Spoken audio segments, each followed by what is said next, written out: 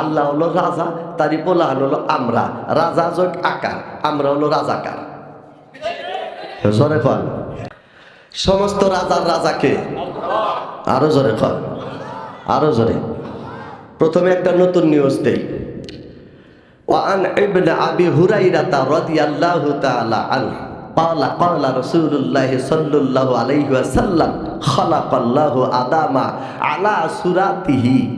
আমি আল্লাহ আদমকে তৈয়ার করছি আমার নিজস্ব সুরাত থেকে, নিজস্ব চেহারার থেকে, নিজস্ব কায়াত থেকে, নিজস্ব আবয়াব থেকে। তে আল্লাহ যদি রাজার রাজা হয়, আর রাজার চেহারা যদি বাবা আদম হয়, আর এই আদমের সন্তান যদি আমরা হই, তাকে আল্লাহ জোরে কন আমরা কি? আরো জোরে কন। ওয়াজ মেলা শুনছাও? তাহলে রাজাকার কইলে খেপবেন, কথা কয় না। আমরা হলো রাজাকার। রাজার যদি আকার আমাদের হাতে থাকে, আমরা কি? আমরা রাজাকার। আর রাজাকার যারা দাবি করে না, তারাই হলো স্বৈরাচার, কথা কয়। সোজা হিসাব। গেদাম খুশি হয়েছে, এতদিন রাজাকার হলে রাগ করছে, আর আজকাল হইলে খুশি হইতেছে।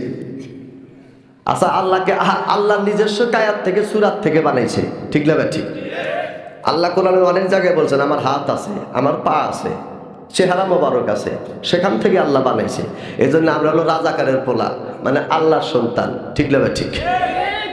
এই জন্য আমাদের রাজাকার হইলে এখন বাল থেকে ডিজিটাল বাংলাদেশ সবকিছু গবেষণা